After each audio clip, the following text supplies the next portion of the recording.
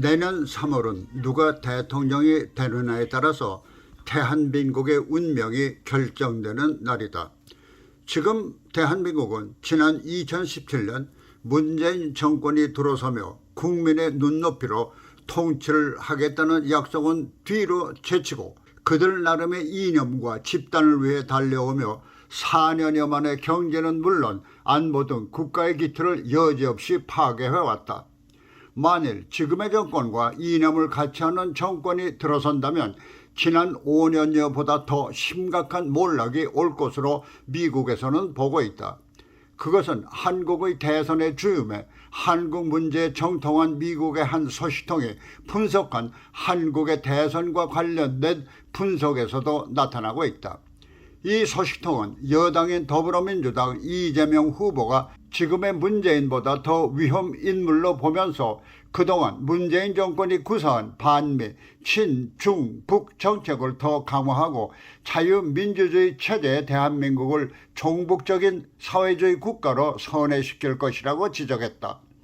미국의 이와 같은 지적이 아니더라도 이재명은 자신을 문재인보다 더 현실적인 대북 정책을 구사할 수 있는 인물로 내세우고 있을 뿐만이 아니라 2차 대전 후 북한을 점령한 소련군을 해방군으로 표현하며 남한의 정부 수립과 재건을 위해 공헌한 미군을 점령군으로 비하하는 전국 좌파들을 옹호하면서 반미 대열에 서고 있는 처신에서도 그가 대통령이 되었을 때 현 자유민주주의 체제를 전복하고 북한식 공산 내지는 사회주의 체제로의 전환을 시도할 전제를 보이고 있는 것이다.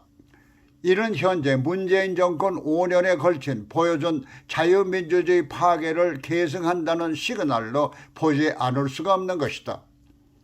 물론 이와 같은 자유민주주의 체제의 파괴가 가져올 불행을 알지 못하는 세대나 계층 그리고 문재인 정권에서 특혜를 누리고 있는 같은 패거리들은 모르겠지만 적어도 자유민주주의 체제의 파괴가 가져올 불행을 실감한 계층에서는 정권 교체의 필요성을 절감하면서 그 최선책으로 국민의힘 대권 후보의 당선에 기대를 모으고 있는 것이다.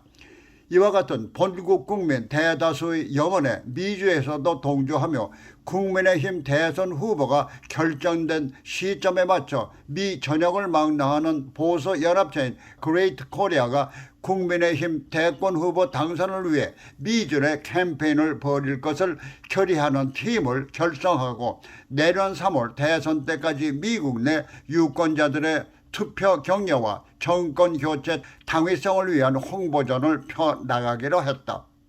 한편 본국의 정권 교체를 염원하는 미주의 보수단체에서는 국민의힘 대권 후보로 선출된 윤석열 대권 주자를 위해 국민의힘이 총체적인 선거체제에 돌입해서 원팀을 구성하고 윤석열 후보 당선을 위해서 총력을 기울여야 할 것을 당부하고 있다.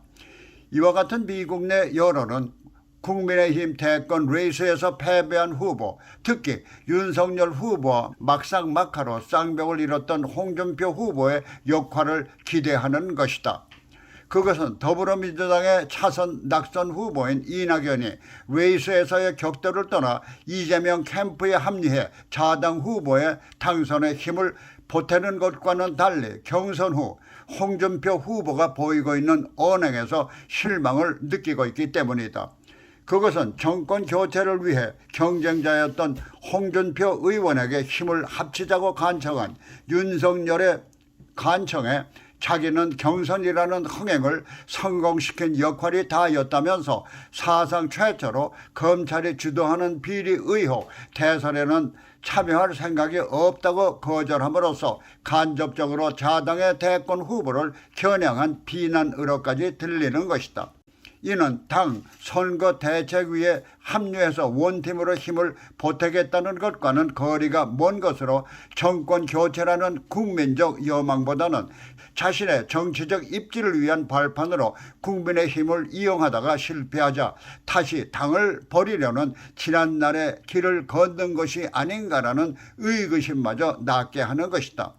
따라서 홍준표 후보는 물론 그동안 윤석열 후보와 레이스를 벌였던 후보들은 개인의 정치적 이해보다는 국민의 여망인 정권 교체를 위해 당 차원에서 원팀을 구성해서 함께 보조를 취해야 할 것이다.